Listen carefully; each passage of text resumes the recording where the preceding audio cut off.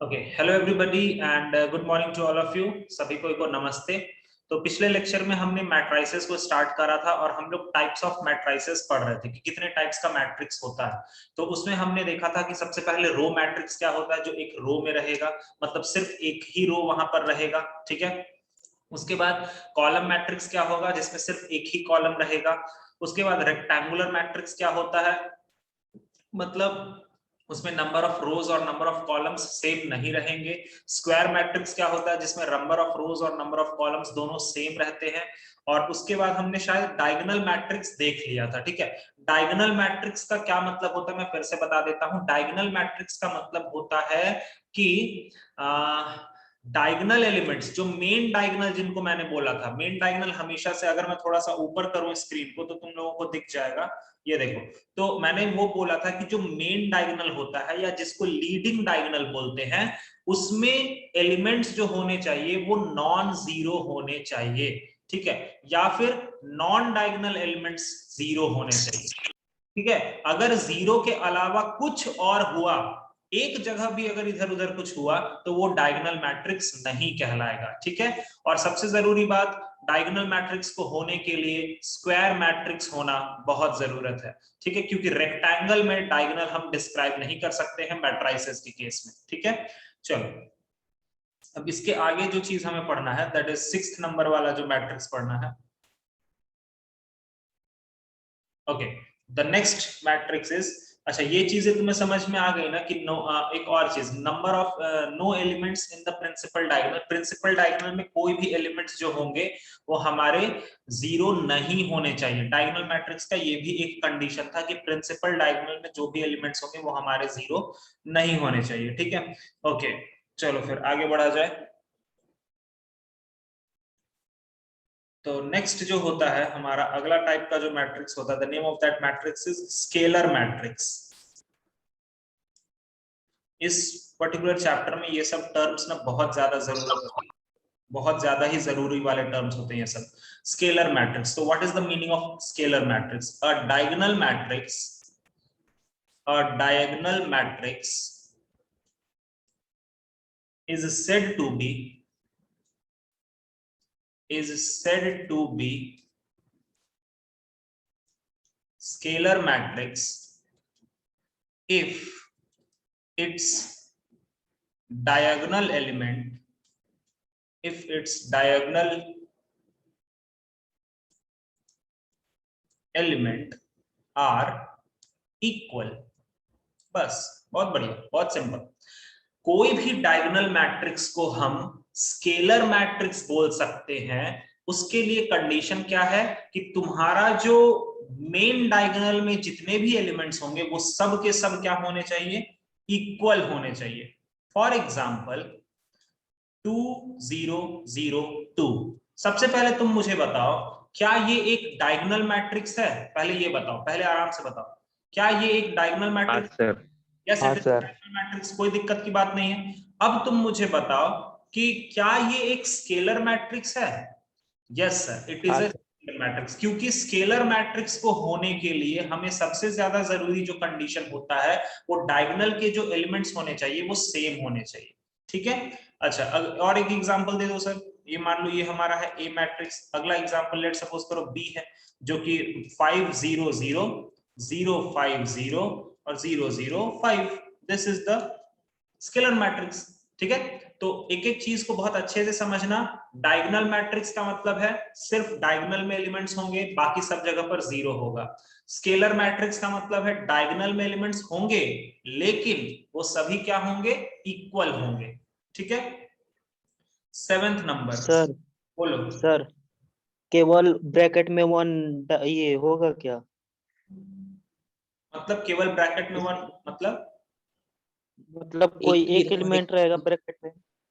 हाँ हाँ, वो अभी आगे होगा, आगे हम बात करेंगे। देखो, अगर तुमको वो लेना है तो तुम ले सकते हो। मान लो एक सी एलिमेंट हमने मान लिया, लेट सपोज करो 5। ये भी एक स्केलर मैट्रिक्स है। ऊपर में अगर मैं यही चीज ऊपर में लिख दूं ना डायगोनल मैट्रिक्स केस में, तो वो भी एक डायगोनल मैट्रिक्स है, क्योंकि जब एक एलिमेंट अंदर में होता है तो उसको हम लोग डायगोनली समझते हैं, वो लीडिंग है ना, बस वही समझते हैं। और अगर जब ये बात तुम पूछ दिए, वैसे मैं ये आगे बताने वाला था, इस तरह के मैट्रिक्स को क्या बोला जाता है, सिंगलटन मैट्रिक्स। इस तरह के मैट्रिक्स को क्या बोला जाता है, सिंगलटन मैट्रिक्स। मतलब एक ऐसा मैट्रिक्स जिसके अंदर एक ही एलिमेंट होगा, उसको बोला जाता है सिंगलटन मैट्रिक्स। ठीक है, और ये मैट्रिक्स सब चीज होता है, मतलब ये डायगोनल मैट्रिक्स भी होता है, स्केलर मैट्रिक्स भी होता है, सब चीज होता है। ठीक है, बस जीरो नहीं होना चाहिए, उस जगह पर जीरो नहीं होना चाहिए, बाकी कोई भी नंबर हो सकता है। आया समझ में? अगला देखो, यूनिट मैट्रिक्स। यूनिट मैट्रिक्स या फिर इसको एक और नाम से जाना जाता है आइडेंटिटी मैट्रिक्स। यूनिट मैट्रिक्स या फिर आइडेंटिटी मैट्रिक्स। अब यूनिट मैट्रिक्स का क्या डेफिनेशन होता है कि अ diagonal matrix, a diagonal matrix, if a diagonal matrix is called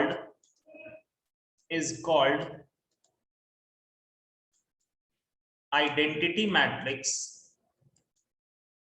if all diagonal elements, if all diagonal elements is equal to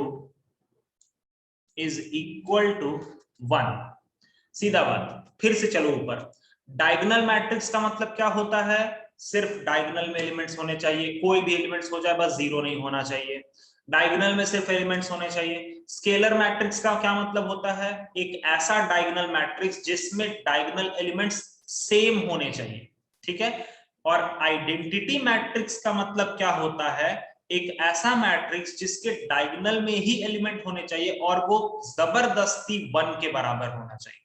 for example ये वाला, बस ये आइडेंटिटी मैट्रिक्स है। या फिर ऐसा 1 0 0 1, या फिर ऐसा 1 0 0 0 1 0 0 0 1। ठीक है, अच्छा इसको बोलते हैं आइडेंटिटी मैट्रिक्स ऑफ ऑर्डर 1। इसको ऐसे भी लिख सकते हैं I1। I1 का मतलब आइडेंटिटी मैट्रिक्स ऑफ ऑर्डर 1। इसको हम क्या लिख सकते हैं, I2 मतलब identity matrix of order 2। Order 2 मतलब 2 क्रॉस 2। ठीक है, और इसको क्या लिख सकते हैं, I3 मतलब आइडेंटिटी मैट्रिक्स ऑफ ऑर्डर 3। आई बात समझ में? आया समझ में? बोलो बोलो जल्दी। हाँ सर। ठीक है, ओके। तो आइडेंटिटी मैट्रिक्स एक बहुत ही जरूरी चीज होता है। आइडेंटिटी मैट्रिक्स को तुम लोग इस तरह से डिफाइन कर सकते हो, तुम्हें कोई दिक्कत वाली बात नहीं। ओके, उसके बाद देखो अभी आ ही गया, लोग अब जो बात कर रहे थे वो आ ही गया 8 नंबर में। इसको भी अलग से लिख ही लो, singleton matrix. Singleton matrix, only 1 element, बस इसके अलावा और कुछ लिखेंगे ही नहीं इसमें। सिंगलटन मैट्रिक्स का क्या मतलब है कि सिर्फ एक ही एलिमेंट होना चाहिए, सिर्फ एक ही एलिमेंट होना चाहिए। मतलब फॉर एग्जांपल 3 बस, या फिर k, या फिर -2, अंदर में सिर्फ एक ही एलिमेंट होना चाहिए। ठीक है, और इसको अगर कोई पूछता है कि सिंगलटन मैट्रिक्स का ऑर्डर कितना होगा, तो बताओ तो कितना ऑर्डर होगा, व्हाट इज द ऑर्डर? हाँ, 1 क्रॉस 1। ठीक है, सिंगलटन। या फिर अगर जब भी दोनों सेम होता है ना, तो ऑर्डर तुम ऐसे भी बोल सकते हो कि 1 इज द ऑर्डर। बस 1 क्रॉस 1 बोलने की जरूरत नहीं है। अगर दोनों सेम है तो 1 क्रॉस 1 बोलने की जरूरत नहीं है। सिर्फ अगर तुम बोल दो कि 1 ऑर्डर है तो भी समझ में आ जाता है कि वो एक स्क्वायर मैट्रिक्स है। ठीक है, उसके बाद होता है 9th नंबर में ट्रायंगुलर मैट्रिक्स। Triangular matrix. अब ट्रायंगुलर मैट्रिक्स का क्या मतलब है, इसका डेफिनेशन लिखो, each element above or below the principal diagonal, each element above or below the principal diagonal is 0. It is of two type. It is of two type. ये basically दो तरह का होता है। अब देखो यहां पर ट्रायंगुलर मैट्रिक्स का मतलब होता है कि या तो प्रिंसिपल डायगोनल के ऊपर वाला सारा 0 होगा, या तो प्रिंसिपल डायगोनल के नीचे वाला सारा 0 होगा। अब या का केस बन रहा तो डेफिनेटली दो टाइप का मैट्रिक्स बनेगा ना। तो इसमें जो सबसे पहला टाइप का जो मैट्रिक्स बनता है इसी के अंदर इसको बोला जाता है upper triangular matrix. Upper triangular matrix. और दूसरा जो होता है उसको बोला जाता है lower triangular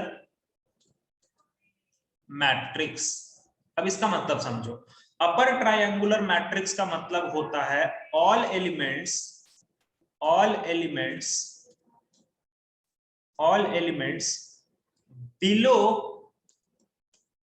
below the diagonal का मतलब है principal diagonal. All elements below the diagonal is 0। ठीक है। अब तुम बोलोगे सर आपने अपर ट्रायंगुलर बोला और बिलो द, ये कैसे दिमाग में रहेगा? देखो यार सीधा सा मतलब, अपर ट्रायंगुलर मैट्रिक्स का मतलब है कि मैट्रिक्स ऊपर के तरफ बना रहेगा, बस सिंपल सी बात है। जैसे एक एग्जांपल मैं दे रहा हूं इस तरह का, देखो एग्जांपल दूंगा ना तो तुम्हें और अच्छे से समझ में आ जाएगा। फॉर एग्जांपल मान लो मैंने लिखा 1 2 3 0 4 5 और 0 0 6। ठीक है। अगर तुम इसको ध्यान से देखो तो ऊपर के तरफ तुम्हारा पूरा का पूरा जो मैट्रिक्स है ये लीडिंग डायगोनल है और पूरा का पूरा नंबर तुम्हारा ऊपर के तरफ है। तो मैं इसको ऐसे समझाता हूं कि अपर ट्रायंगुलर मैट्रिक्स का क्या मतलब है कि तुम्हारा जो मैट्रिक्स रहेगा वो बेसिकली ऊपर के तरफ रहेगा, प्रिंसिपल डायगोनल के ऊपर के तरफ सारे नंबर्स रहेंगे, नीचे के जितने भी चीज रहेंगे वो सब 0 हो जाएंगे। आई बात समझ में? आया बात समझ में? बोलो। ठीक है। हाँ सर। ट्रायंगुलर मैट्रिक्स का तुम वो डेफिनेशन पर मत जाओ, उतना डेफिनेशन दिमाग में रहेगा तो कंफ्यूजन हो जाएगा। Don't go with the definition. बस इतना जान लो कि अपर ट्रायंगुलर मतलब ऊपर वाले ट्रायंगल में मैट्रिक्स रहेगा, नीचे के तरफ सब 0 बना रहेगा। ठीक है। अब इसी तरह से लोअर ट्रायंगुलर मैट्रिक्स क्या होगा? लोअर ट्रायंगुलर मैट्रिक्स का अगर डेफिनेशन से हम लिखे तो all elements above the diagonal are 0।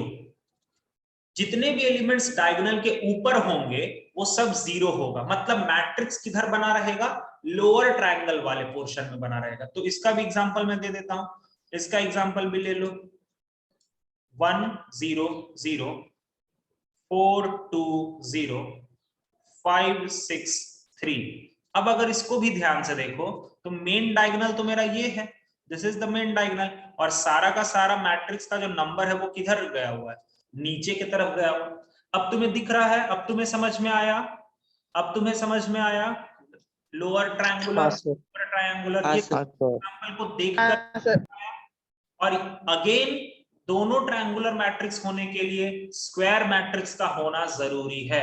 जहां पर भी डायगोनल से रिलेटेड कोई चीज होगा ना यार, वहां पर डेफिनेटली तुम्हारा स्क्वायर मैट्रिक्स होना बहुत जरूरी है, क्योंकि डायगोनल वर्ड जो है ना वो स्क्वायर मैट्रिक्स के लिए ही बना है। रेक्टेंगुलर मैट्रिक्स पे तुम डायगोनल को कभी भी फॉर्म नहीं कर पाओगे, कभी नहीं।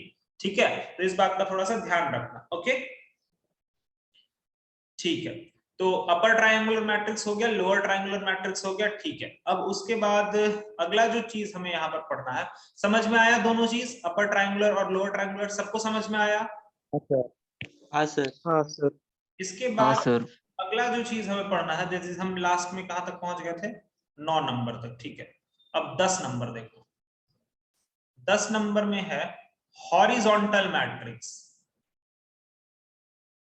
Horizontal matrix. What is the meaning of horizontal matrix? Simple सा बात है, हॉरिजॉन्टल मैट्रिक्स मतलब मैट्रिक्स इस तरह से फैला रहेगा, इस तरह से फैला रहेगा। मतलब हॉरिजॉन्टल पे, जैसे कैसे हॉरिजॉन्टल इलिप्स पढ़ा था ना तुमने, हॉरिजॉन्टल इलिप्स मतलब हॉरिजॉन्टल एक्सिस पे फैला रहता है, उसी तरह से हॉरिजॉन्टल मैट्रिक्स का मतलब है कि हॉरिजॉन्टल में फैला रहेगा।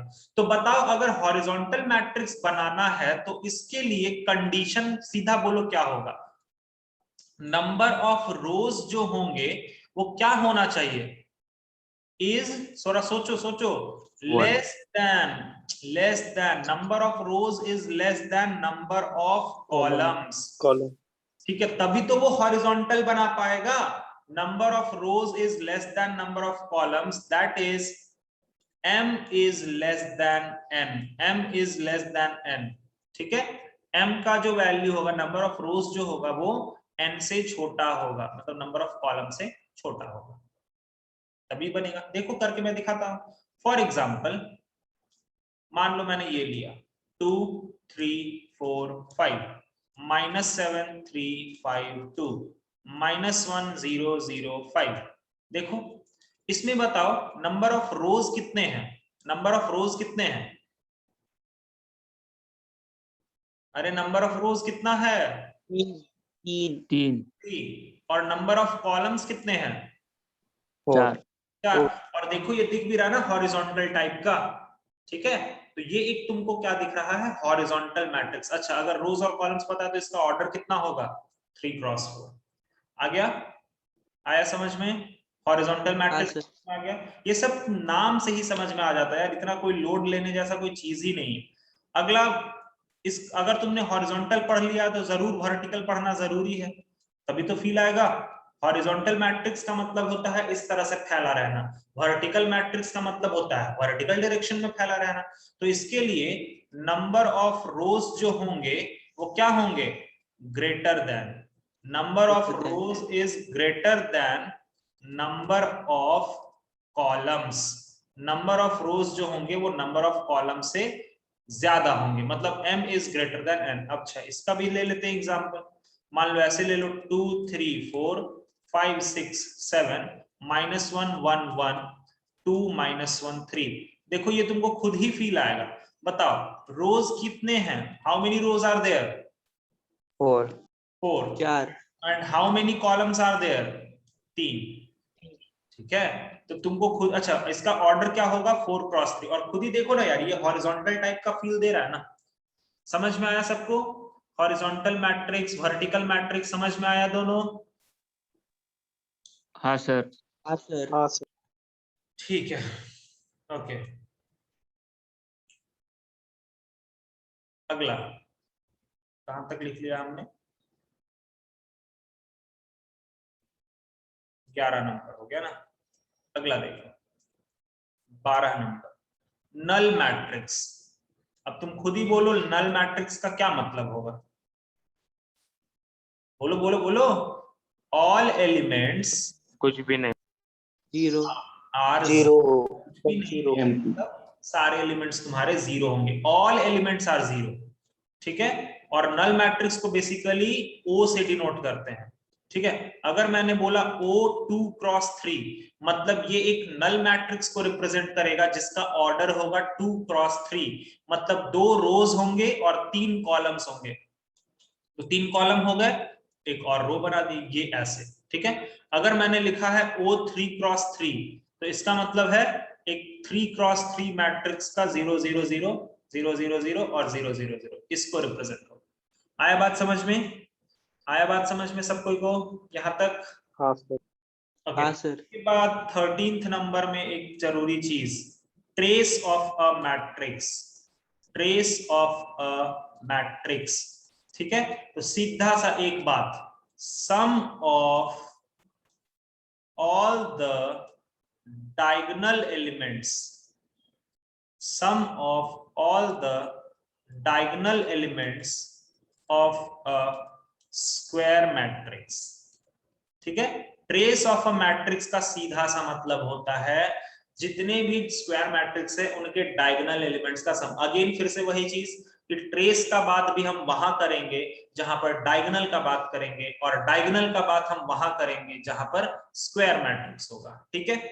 जैसे मान लो मैंने अगर एक एग्जांपल दिया कि मान लो ए एक मैट्रिक्स है दैट इज 2 -7 9 0 3 2 और 8 9 और 4।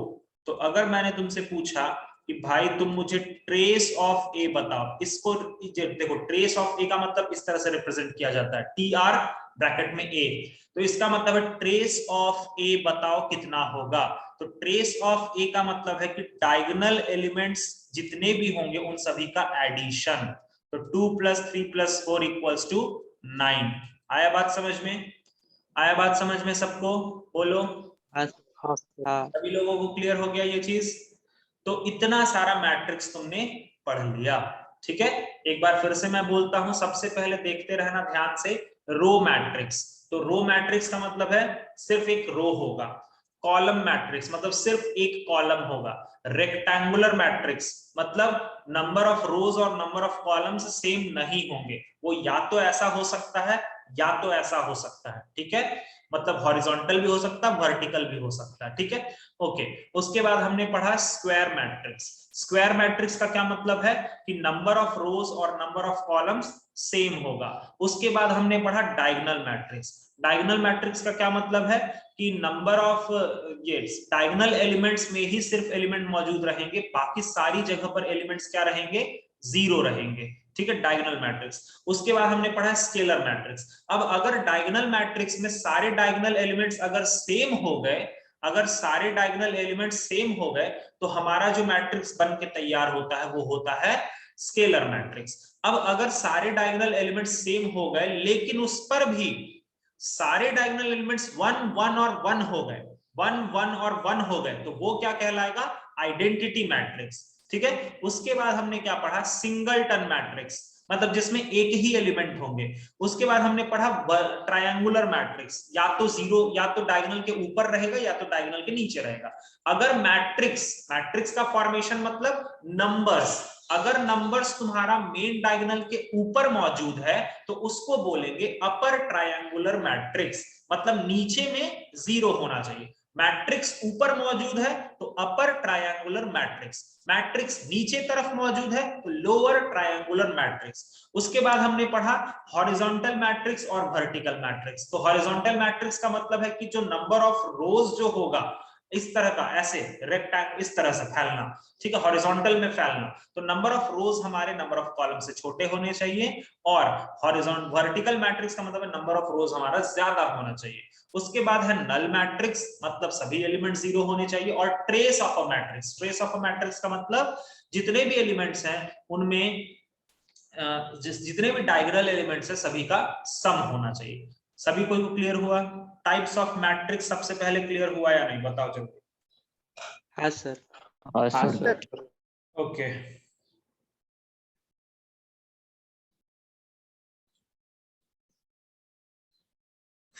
ठीक है। अगला जो चीज हमको इसमें पढ़ना होता है वो है equality of matrix.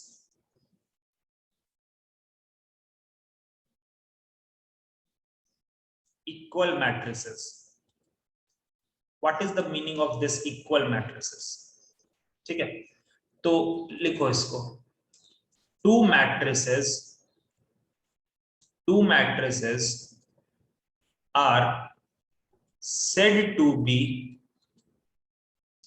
equal if number one, they have same order, they have same order। अब सेम ऑर्डर का क्या मतलब है, that is number of rose and columns. अरे जो ऑर्डर है वो किससे बनता है, रोज और कॉलम से ही तो बनता है। तो अगर दो मैट्रिक्स का ऑर्डर अगर सेम है तो उनके रोज और कॉलम्स के नंबर भी तो सेम होंगे ना, ठीक है। दे हैव सेम ऑर्डर, सबसे जरूरी बात सेम ऑर्डर। और दूसरा है the elements corresponding, the elements in the corresponding position, in the corresponding position of two matrices are equal। ठीक है, समझा देता हूं मैं। जैसे मान लो मैंने एक एग्जांपल लिया, मान लो मैंने एक मैट्रिक्स ए लिया है -1 2 4 और 3 0 5, ठीक है। और दूसरा मैंने बी मैट्रिक्स लिया, that is A B C और डी ई एफ। सबसे पहले बताओ पहला वाला जो मैट्रिक्स है उसका ऑर्डर कितना है, what is the order of this matrix, बोलो। 2 into 3। 2 into 3। रोज कितने हैं, टोटल नंबर ऑफ रोज इसमें कितना है, 2 रोज है और ठीक है। अच्छा दूसरे वाले का भी ऑर्डर कितना है, 2 क्रॉस 3, ठीक है। अगर मैंने बोला कि यार A इक्वल टू B है, A और B दोनों मैट्रिक्स जो है वो बराबर है, तो इसका मतलब क्या होगा कि इन दोनों का ऑर्डर तो सेम है ही, साथ ही साथ कॉरेस्पॉन्डिंग पोजीशन के एलिमेंट्स भी सेम होंगे। मतलब -1 जो होगा वो किसके बराबर होगा, A के बराबर। 2 जो होगा वो किसके बराबर होगा, B के बराबर। समझ में आ रहा है ये बात। तो यहां से A का वैल्यू हम क्या बोल सकते हैं, -1, B का वैल्यू हम क्या बोल सकते हैं, 2, C का वैल्यू हम क्या बोल सकते हैं, 4 एंड सो ऑन। ऐसे करते करते समझ में आया इक्वल मैट्रिक्स का मतलब, समझ में आया सबको इक्वल मैट्रिक्स का मतलब, बोलो। हाँ सर। चलो हाँ सर। अगर ये चीज समझ गए हो तो एक क्वेश्चन फटाफट से करके दिखाओ मेरे को इक्वल मैट्रिक्स पर ही थोड़ा सा। If x plus 3 2y plus x z minus 1 and 4w minus 8, ये w लिखा हुआ, ओमेगा नहीं लिखा हुआ, w है वो, is equal to -x minus 1 0 3 and 2w, then find value of x plus y का mod plus z plus w का मॉड। चलो करो तो जल्दी से। इक्वालिटी ऑफ मैट्रिक्स, ज्यादा कुछ नहीं है, एकदम आराम से इक्वेशंस वगैरह बनाओ और धड़ाधड़ सॉल्व करो। चलो सर इधर वाले मैट्रिक्स का ऑर्डर कोई मुझे बताएगा क्या है, इधर वाला मैट्रिक्स का ऑर्डर कितना है, बोलो। 2:2. इधर वाले का भी 2 क्रॉस 2। सर दोनों मैट्रिक्स के ऑर्डर सेम है और इक्वल दिया हुआ है, मतलब कॉरेस्पॉन्डिंग पोजीशन के एलिमेंट सेम होंगे ही होंगे। मैं तुमसे जल्दी से एक्सपेक्ट करता हूं कि तुम मुझे एक्स वाई सभी का वैल्यूज बता दोगे। चलो पहले इक्वेशंस लिख देते हैं। सर ये जो x प्लस 3 है ये किसके बराबर होना चाहिए, इस वाले के बराबर। तो चलो x प्लस 3 जो होगा वो किसके बराबर है, -x minus 1, एक तरफ ले आएंगे तो ये हो गया 2x इज इक्वल टू -4। तो x का वैल्यू -2 आया क्या सबका, हाँ सर। अच्छा उसके बाद ये जो 2y प्लस एक्स है, ये जो 2y प्लस एक्स है, ये किसके बराबर होना चाहिए, 0 के बराबर। तो 2y plus X equal to 0। Sir x का तो वैल्यू पता है ना, चलिए रख देते हैं। तो 2y plus of -2 is equal to 0, उधर लेकर के चले जाओ तो 2y इज इक्वल टू 2। तो 9 है क्या सर, क्या सर 9 है क्या, 9? 9 yes yes very good, 9 is the right answer, 9 is the right answer. चलो उसके बाद बताओ, उसके बाद ये जो z माइनस 1 है ये 3 के बराबर होगा, तो z minus 1 is equal to 3, तो z का वैल्यू कितना हो गया, 4 हो गया। और last but not the least 4w minus 8 is equal to 2w, एक तरफ ले आओ तो 2w इज इक्वल टू 8 के बराबर, w इज इक्वल टू 4 के बराबर। ये सारा वैल्यूज आया क्या सबका, सभी लोगों का आया क्या ये वैल्यू, बोलो। हाँ सर। तो हाँ हमें जो चीज फाइंड आउट करना उसमें रख देते हैं। तो x का वैल्यू है -2 प्लस y का वैल्यू है 1, उसका मॉड चाहिए। और z प्लस w मतलब 4 प्लस 4 ऐसा चाहिए। -2 प्लस 1 अंदर में -1 के बराबर हो जाएगा, बट -1 का मॉड है तो वो 1 निकलेगा और इधर 8 हो गया, मतलब answer is 9। Got it everybody, आया क्या सबको समझ में? हाँ सर। ओके एक क्वेश्चन और करो इसी पर। जैसे मान लो अगर मैंने बोला कि 2 अल्फा प्लस 1, इधर है 3 बीटा, इधर है 0 और इधर है बीटा स्क्वायर माइनस 5 बीटा, ठीक है, is equal to alpha plus 3 beta square plus 2 0 और -6। सॉल्व करके तुमको मुझे क्या बताना, हाँ find value of alpha plus beta. Come on go for it, alpha plus beta का वैल्यू बताना है। चलो चलो चलो चलो जल्दी चलो, अल्फा प्लस बीटा का वैल्यू बताना है। चलो तो इक्वालिटी ऑफ मैट्रिक्स है सर, तो कॉरेस्पॉन्डिंग पोजीशंस के जो एलिमेंट होंगे वो तो सेम होने ही चाहिए, एकदम होने चाहिए, क्यों नहीं होगा, जरूर होगा। चलो जल्दी करो जल्दी करो, come on go for it, वापस से कनेक्ट करना सब लोग।